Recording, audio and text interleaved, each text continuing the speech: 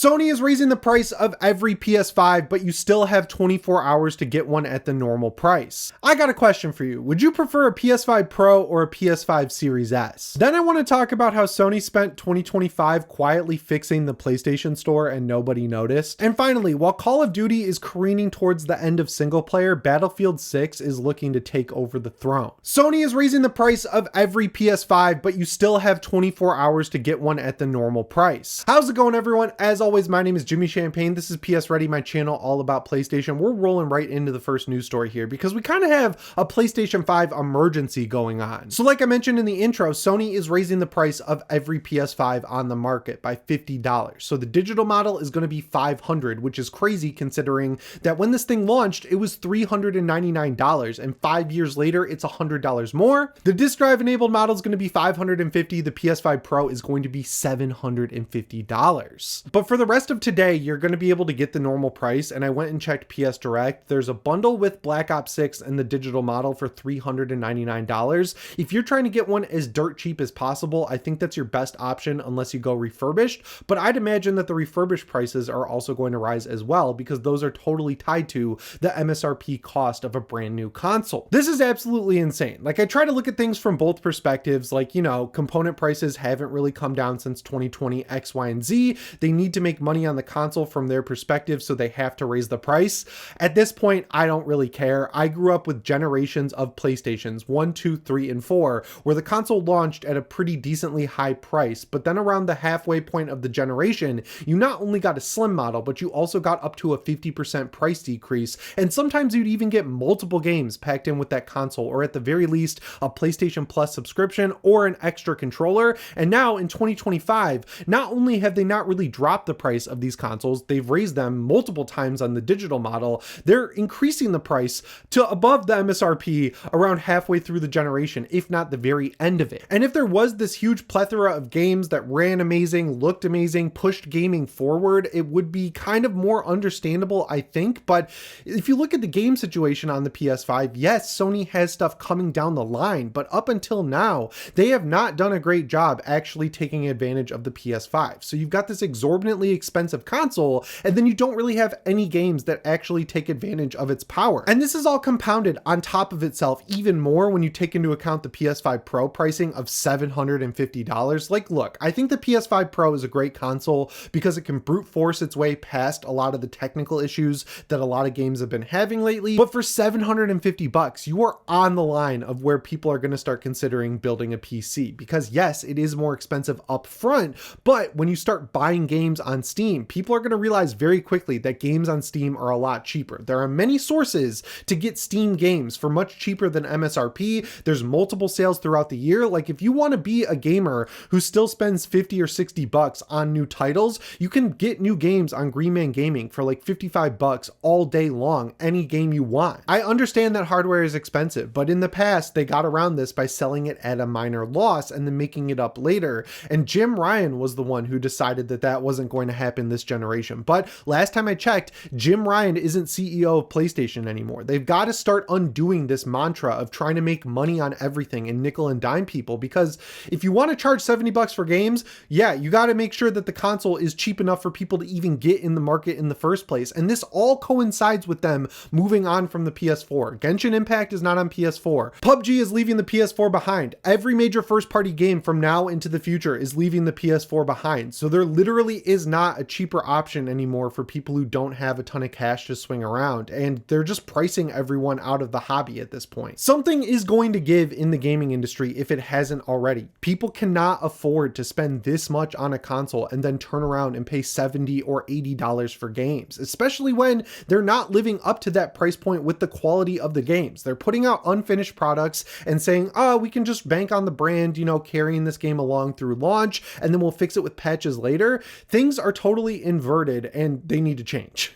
So yeah, this sucks. I have a great video with a ton of positive news lined up coming after this, but yeah, if you want to get a PS5 for the normal price, this is your last chance. Sean Layden, the previous CEO of PlayStation, is back, and while usually I agree with his takes on stuff, this one is really just bizarre to me and doesn't make a whole lot of sense. So his whole point is built around the idea that we'll never see a leap from PS2 to PS3 again, where you get like a super noticeable graphical increase, which is completely fair, but then the direction he goes in from it is blowing my mind because, again, it doesn't make a lot of sense. He says, I think we plateaued on the tech, frankly. How many of us can really tell the difference between 90 FPS and 120 FPS? Now, that's a really weird statement because a lot of people can tell the difference between 90 and 120, but those aren't the metrics that games are chasing. 90 FPS is only relevant because the Steam Deck screen is 90 Hertz. So if you're playing an indie game like Ninja Gaiden Ragebound, for example, that's a game you would set to 90 Hertz. But for literally every other piece of hardware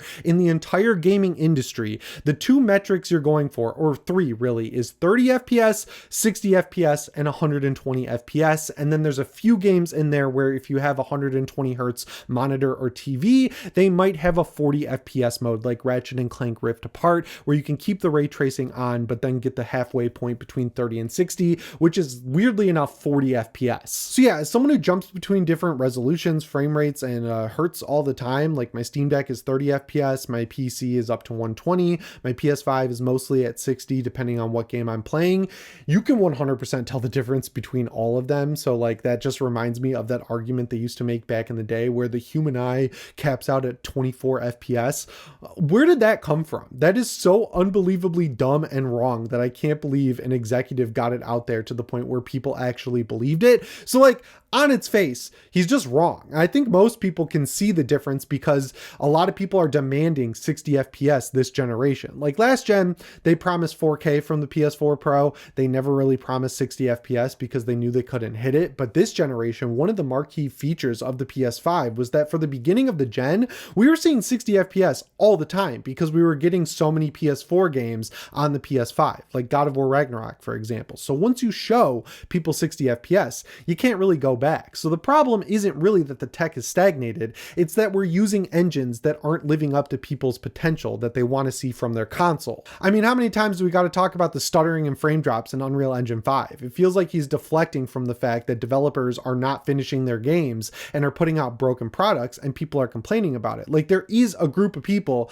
mass market people, who can see the difference between 60, 120, 40, and 30. So like already I think he's wrong in his assessment of the game's industry and where it's going. But he continues on by saying, make the hardware cheaper and simpler. Let's do that instead. And let's find a way to have more hardware companies participate. So he's looking at things like how Xbox is doing it, where, you know, they lost the console war. They were not able to keep up with their hardware with great games, so no one was buying their hardware. And now they're just kind of letting anyone use the Xbox name. Like you're getting the ROG Xbox Ally later this year. I have to think about that title every time because A, it's terrible, and B, it is bizarre that ROG is coming before Xbox because that says Asus is looking at it like Asus ROG is a bigger, more recognizable brand than Xbox. And from that perspective, they're on drugs, but like from another perspective, they had enough leverage to do it where Microsoft accepted and let Xbox come second in the naming structure. But Xbox is setting up their next generation where they're working with AMD to develop a PC chip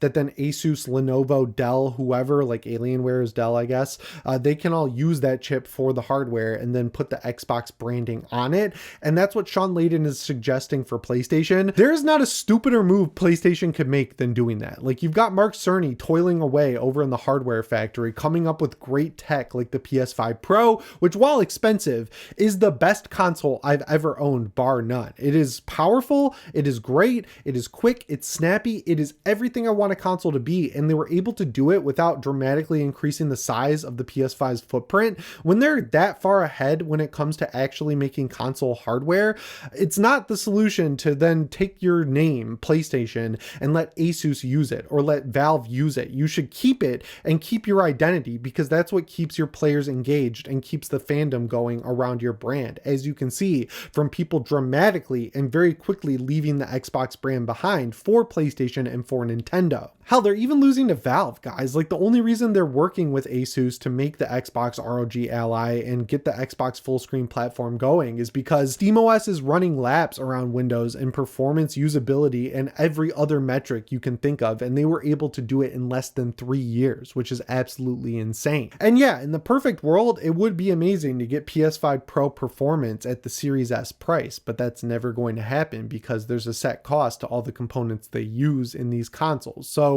we already know that next generation, they're kind of doing this where they're going to have high performance for the PlayStation 6, but they're going for the affordability factor of making sure it's in line with the current PS5 and not the PS5 Pro. So they're already doing what he's suggesting in a much smarter way than he is suggesting. I do not want a PlayStation Series S. I don't want to see what happened to Xbox happen to PlayStation, where they were completely held back by the Series S. And Sony, on the other hand, was kind of held back by the PS4. We talked about that in the last video, but the difference is Sony knows when to move on. Games like Genshin Impact, games like PUBG, all of the first-party Sony games are leaving the PS4 behind, whereas Xbox still has their rule in place that says if you want to make a game for Xbox Series X, you also have to ship it for the Xbox Series S, and developers have been straight up in saying that that's holding gaming back. So while yeah, he is right on the one hand that we aren't going to see a PS2 to PS3 like jump in the future, I think the jump could account for the fact that people want to see 60 FPS. And yes, Sean Layden, you can see the difference between 60 and 120 or 90 and 120. And I'd like to see games actually be able to just continually hit that benchmark, which has been a too high bar to clear this generation. Like 60 should be the low point, but now we're begging for 30 and it sucks. But speaking of Sony continuing to make their platform better, which is what they should be doing and not what Sean Layden suggested, that would be a bad idea. Once again, they've continued to make the PS Store better this year, and I feel like they deserve some props for it, and they do too, clearly, because they put out an article that just details everything they did. So the first thing they added this year was Apple Pay. Like, look, I have an iPhone, I use a Mac to edit all my videos, I like PC gaming, but I hate Windows. I like Apple Pay. I like that I don't have to use my debit card anymore and that it scrambles the card number so it can't get skimmed. And as someone who's had their PlayStation Network stuff stolen multiple times, Apple Pay is just a little bit more secure, so I think it's cool that Sony was able to get that thrown in there. And because they wanted to implement Apple Pay, they also had to implement Passkey, which means, you know, when you're purchasing something on the PlayStation Store with Apple Pay,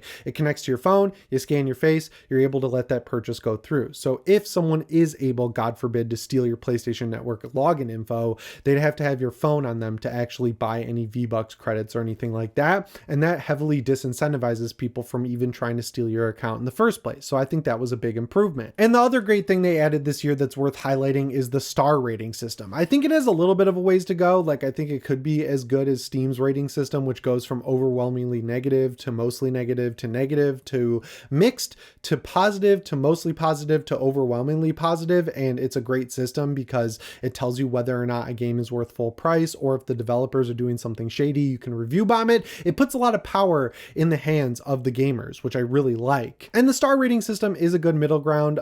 They put the check in place that says you have to own the game to actually do it, which I think is great because Steam has a lot of rules in place like that as well. So if you're not someone who watches reviews or doesn't want to take the time to like look if a game's actually good or scan Reddit, you can actually just look at the star rating system and see reviews of games from actual players. And I think that was a great step in the right direction from Sony that they haven't gotten a lot of credit for. And the coolest thing is that feature is one that they've added in that people actually use. So like, I think every platform should have some way to rate games and tell you whether or not is good, because that's a good way to get info from actual players and not people who, you know, are looking for games that push their agenda or, you know, reaffirm their beliefs or whatever. It gets a much more filtered sort of look into what people who actually play games are saying about games. And that can be good when you're trying to pick how to spend your money. And these days, I mean, it's really tough to figure out how to spend your money. So anything Sony can do to help you make the right decision, especially when they don't have an easy and simple refund system in place like Steam does,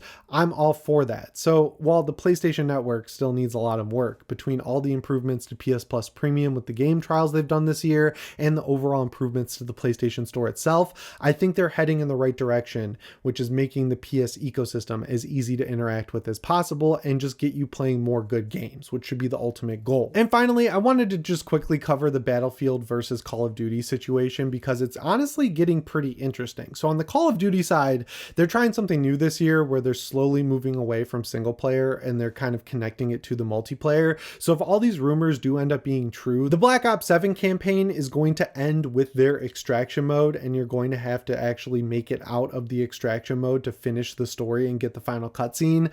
I think that's interesting. I'm just looking at it kind of cynically and saying like, oh, they've got a new multiplayer mode that they want to take over the industry. What's an easy way to get people into that multiplayer mode? Make it the end of the story. I think they have much bigger problems to worry about, like the cut and paste sort of nature that Call of Duty has taken on, the movie skins, the Fortniteization of Call of Duty. Those are all big things they have to worry about that they haven't seemingly addressed in any way. But then on the Battlefield side, I mean, this beta is really fun. I played it over the weekend with my buddies. I think the time to kill is a little too low, but other than that, it ran great. It looked great. The shooting felt awesome. I love the conquest mode still. I haven't played it in a long time, so it feels very fresh to me. The rush mode needs a little bit of work, but as far as betas go, I mean, the game could ship tomorrow and I think it'd be in pretty good shape. So I'm going to buy it day one in October. And I'm just wondering what the catch is with this game because EA seems to be doing everything right. But Battlefield 6 seems to be just the beginning. Like, one of Battlefield's biggest issues is that it's on a much longer development cycle than Call of Duty because Activision has always had multiple studios working on a Call of Duty at any given time, so they can release it on a 3-year dev cycle but have one come out every year. So you've got 3 main studios working on 3 main games, and it's a conveyor belt system where sometimes they have to move which ones come out first around, but largely it's worked out pretty well for them. And I was wondering if EA would want to get there with Battlefield, and it looks like that's exactly what they're trying to do because analysts are reporting that internally they are trying to get Battlefield on an annual release schedule, but they're not doing it in the dumb way where they have one studio grind and grind and grind and crunch and crunch and crunch to release a game every year that's not going to be finished. They're opening up more studios to make sure there's always a Battlefield game in development, and they're going to try and get it on that same 3-year life cycle. So when you compare Call of Duty being cynical and just trying to get your engagement and try to get you spending money on movie skins to Battlefield listening to fans and trying to do everything right and then get on that annual schedule, I think we could finally see Call of Duty be on the back foot for a little while, which will only result in a better Call of Duty game in the long run. So we'll see how it shakes out. But yeah, I think Battlefield 6 is shaping up really well. I'm excited to play it, and I'm glad because Battlefield was always my favorite between the two growing up. I love Battlefield 3 and 4. Battlefield 1 is awesome. I'm not going to talk about Battlefield 5, but even Hardline was pretty good. So it's nice to see them finally figuring their stuff out and getting a good game out there that people are genuinely enjoying. Anyway, guys, that's all I've got for you in today's video. As always, my name is Jimmy Champagne. I'll see you in the next one. Thanks for watching and shape on.